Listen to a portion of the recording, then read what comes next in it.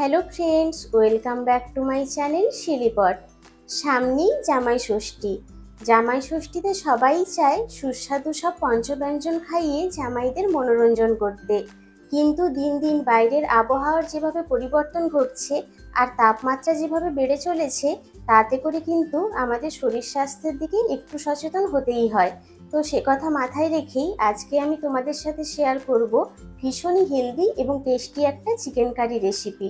এটাতে খুবই সামান্য তেল মশলার ব্যবহার করা হয়, কিন্তু খেতে হয় ভারী সুস্বাদু। যারা ডায়েটে আছো তারাও কিন্তু নিশ্চিন্তে এই রেসিপিটা বানিয়ে খেতে পারো। তো চলো দেখে নেওয়া যাক আজকের এই সুস্বাদু হেলদি এবং টেস্টি চিকেন কারিটা বানাতে কি কি উপকরণ লাগছে। আজকের এই লাইট চিকেন কারি বানানোর জন্য প্রথমে নিয়েছি 500 গ্রাম চিকেন। চিকেনের পিসগুলোকে এরকম ছোট ছোট টুকরো করেই কেটে নিয়েছি, আর চিকেনগুলোতে একটু হাড় থাকলে বেশি ভালো হয়।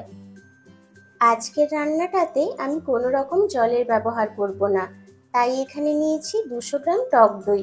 টক দইটাকে খুব ভালো করে ফেটিয়ে রেখেছি। এখানে খুবই সামান্য পরিমাণে নিয়েছি পেঁয়াজ, আদা, রসুন আর দুটো কাজু। সবগুলোকে হাফ চামচ তেলে ভেজে তারপর পেস্ট করে রেখেছি। ধনে গুঁড়ো, জিরে গুঁড়ো, হলুদ গুঁড়ো আর লবণ লাগছে, গোটা জিরে আর গোলমরিচ গুঁড়ো।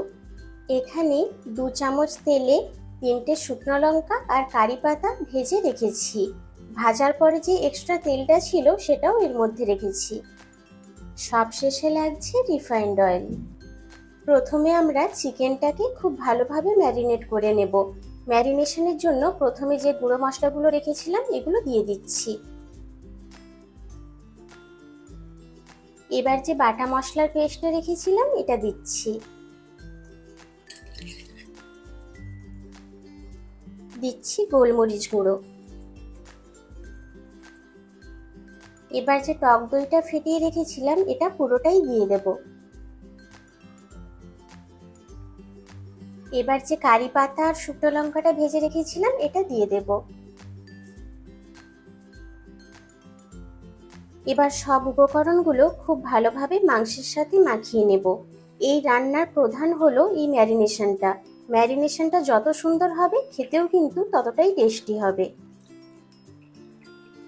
মশলাগুলো মাংসের সাথে এমন করে মাখিয়ে নিতে হবে যাতে করে মাংসের ভেতর অবধি মশলাগুলো পৌঁছে যায়।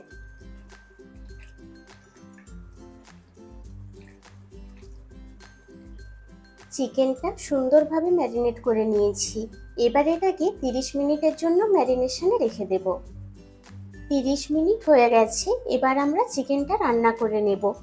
প্রথমে কড়াইতে দিয়ে দেব 2 টেবিল চামচ সাদা তেল।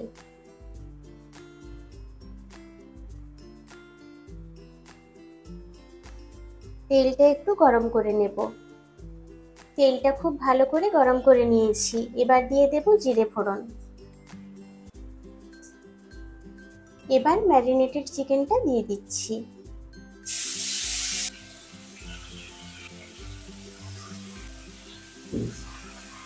এবার চিকেনটাকে খুব ভালো করে কষিয়ে নেব।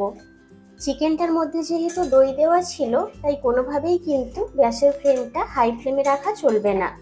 গ্যাসের ফ্লেমটাকে একদম লোতে করেই চিকেনটা দিয়ে দিতে হবে। তারপর লো টু মিডিয়াম ফ্লেমে রেখে চিকেনটাকে খুব ভালো করে কষিয়ে নেব।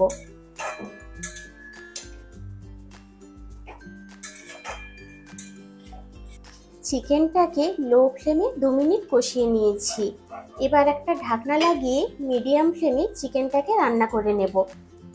এই রান্নাটাতে কিন্তু তাড়াহুড়ো করলে চলবে না, বেশ অনেকটা ধৈর্য নিয়ে লো ফ্লেমে বা মিডিয়াম ফ্লেমে রান্নাটা করে নিতে হবে। মিডিয়াম ফ্লেমে 10 মিনিট চিকেনটা রান্না করে নিয়েছি। চিকেনটা প্রায় 50% রান্না হয়ে গেছে। আবারও এটাকে ঢাকনা লাগিয়ে কিছুক্ষণ হতে দেব।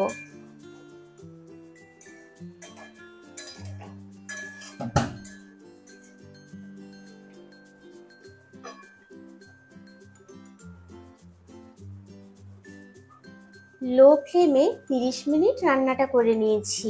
চলো এবার ঢাকনাটা খুলে দেখা যাক কতটা হলো।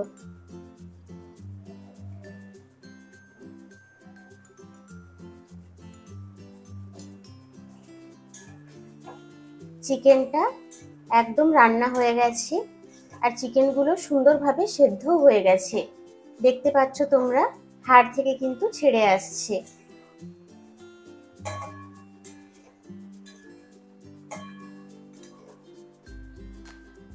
রান্নাটা ভীষণই সহজ, কিন্তু একটু সময় সাপেক্ষ। কিছুটা সময় নিয়ে রান্নাটা করে নিলে খেতে কিন্তু ভীষণই সুস্বাদু হয় এটা। আর তোমরা তো দেখতেই পেলে এতে আমি কতটা অল্প তেল মশলা ব্যবহার করেছি। তো চলো এবার এটাকে সার্ভ করে তারপর তোমাদের দেখাচ্ছি।